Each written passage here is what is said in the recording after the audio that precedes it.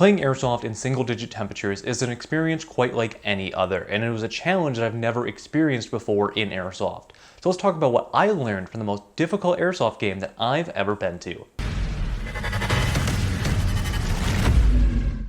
What's up, Airsofters? My name is Lane, and Attrition, an event hosted by GunGamers Productions at Zulu 24, gave me some really unique challenges that I have never experienced before in airsoft. And one of the big challenges was the temperature and what it did to our airsoft replicas, as well as our equipment that we had to prepare for it. Now, this game was hosted on the coldest day of the year so far, and I'm honestly going to go out and say it's probably going to be the coldest day of the entire season. During Chrono, it was 1 degree out, 1 single degree, and most airsofters know that cold temperatures can impact your airsoft replicas, but when it gets that cold, there's a lot of things that you really just can't prepare for and you have to try to adapt to on the field.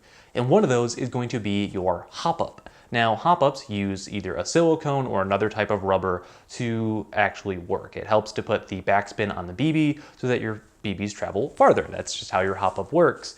And those plastic or those silicone parts harden up when it gets cold outside, which means that they're not going to be as effective. And what this led to is airsoft replicas that can easily shoot out to 175, 200 feet just weren't getting that same range. And I bought my old reliable, the Elite Force M4 SOT mod, and still I was having trouble getting past 150 feet with the .28 BBs that are supplied by the game. So what does this mean for the game? Well, Zulu 24 is a nice mix of nice open areas, but there's also some really intense CQB and urban areas as well. And not having that range or not having a consistent range with your hop-up meant that a lot of times you just had to get up close and personal to get things done, which is a nice change of pace in airsoft in my opinion, and it made this game incredibly challenging, and I had to change up my play style and also work with the other people in my squad to make sure that we could actually hit people at far away. And I saw people doing a lot of really interesting things to try to warm up their hop-up. You know, they'd be opening their dust cover and like taping a hand warmer to it to try to warm things up. I don't know if that actually worked out for them, but I thought that it was really interesting to see people trying those sorts of things. The other issues that myself and a lot of other players ran into at this game was batteries. Now, LiPo batteries get drained when they're in the cold. They don't work as efficiently as they normally do when it's a comfortable temperature outside. And that led to a lot of issues where I went through the most batteries that I've ever gone through at a game. This was only a 12-hour game, and I went through more batteries than I go through at a 40-hour Milsim West event. So it definitely causes a lot of issues, and at one moment it caused me some heartbreak. Later in the game, it was about 9:30 or so, and me and my buddy were clearing this town. You know, we had our night vision on, real, like, makes you feel like Special Forces type moment. And we get the drop on this group of like 7 guys. None of them have night vision, so they don't see us. He goes around the building one way, I go around the other, and right as we're about to light them up, I go to pull my trigger and just my gearbox won't turn because of my battery. I get no shots out. He's able to get a couple of people before he gets taken out, but my replica was completely ineffective.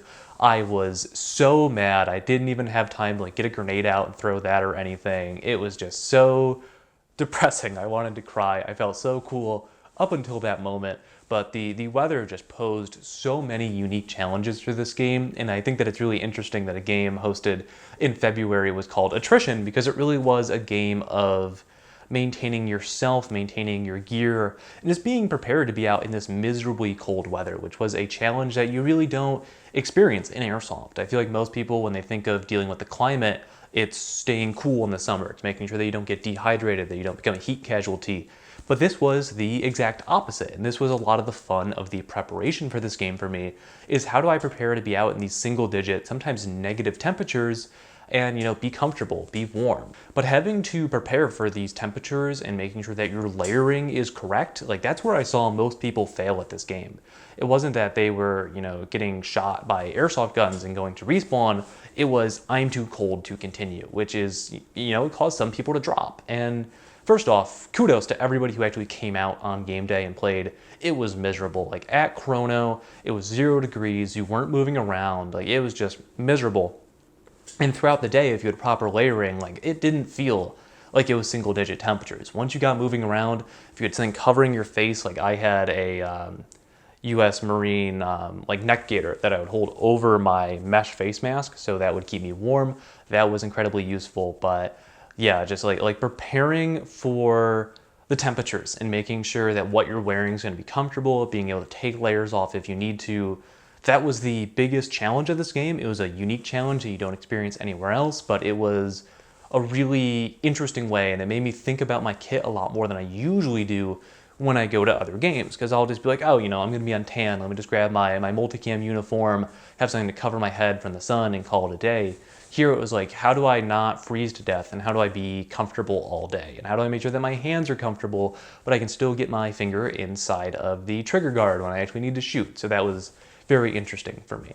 The way that GunGamers Productions structures their games was also an interesting challenge because it is a system that uses squads and also uses special abilities within your platoon. So you have your roles like rifleman, grenadier, light machine gunner, and that really presents a lot of interesting challenges, and it also makes you think a little bit more as a leader. Now at this game, I was a platoon sergeant, which meant that I was helping organize with my platoon leader, and I spent a lot of the day not necessarily playing airsoft, but directing other people and kind of moving them across the battlefield to achieve our objectives, which is a challenge that I don't get too often in airsoft.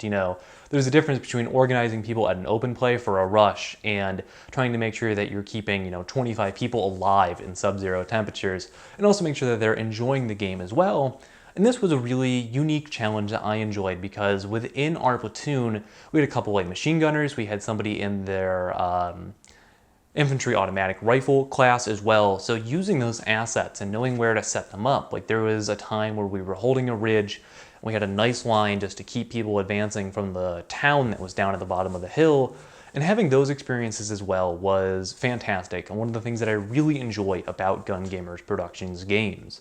Another kind of signature thing that they do with their games is they control ammo supply. So you don't bring your own BBs to this game, you rely on your chain of command to refill you. And I like this because it makes you really think about your shots, especially on a day where hop-ups weren't working as well. People weren't wasting their ammo. They were making sure that every shot mattered. And I think that this is a great thing for making sure that games, kind of thinking about this from the admin and the host perspective, and make sure that the game really goes the way you want it to. And make sure that it flows the way you want it to. Like there's so many games that I've been to where it's, it's billed as just like a 200-person open play, and within an hour, the game's not fun because people are just wasting thousands of rounds of BBs. There ends up being some weird choke point. So I really applaud Eric and Kyle over at GunGamers for coming up with a game structure that keeps it fun, and it's like there's never, out of the 2 events that I've been to hosted by them, there's never been a moment where I'm like, wow, this isn't fun. Like it's always a good time, it's always designed in such a way, and they have a good staff that, it's not about winning, it's about making sure that people on both sides have a good time. The fact that people were enjoying themselves in, 1-degree temperatures playing airsoft says a lot about their game design and making sure that everything flowed smoothly. But overall, I think that GunGamers Productions Presents Attrition was a fantastic and unique experience that posed a lot of challenges. I think a lot of players, myself included, left this game thinking like, wow, I survived that. This was a challenging airsoft game, which is what I look for in events. I look for things that are unique. It's an experience I can't get anywhere else, and I want a physical, demanding challenge. Like that's why I like Milsim West, is that it is a 40-hour marathon of airsoft, and this game helps to provide that kind of feeling in a single day event, which I think is great because it allows more people to go to them. It's hard for me to take off the time to go to a 40-hour event, but if it's just, one Saturday from 11 to 11, well, that's pretty obtainable for most people, in my opinion. Now, GunGamers is hosting 2 more events this year, and if you want to find out about those games, there's going to be one in Wisconsin and one in Pennsylvania. I'll have a link to their website down in the description below. But overall, guys, yeah, this was just an incredibly challenging game, and I'm proud of myself for getting through it. I'm proud of everybody who went to the game and was able to survive for 12 hours in temperatures that nobody in their right mind would be out in any other circumstances. But yeah, that is everything for today's video. Thank you all so much for watching. If you noticed, I have a little bit new, different setup behind us. But yeah, if you want to watch more videos here on the BB Warrior, you can check out this video that YouTube thinks would be great for you, or you can check out this video that I personally picked that you should check out. But anyways, my name is Lane, and I'll see you all next time.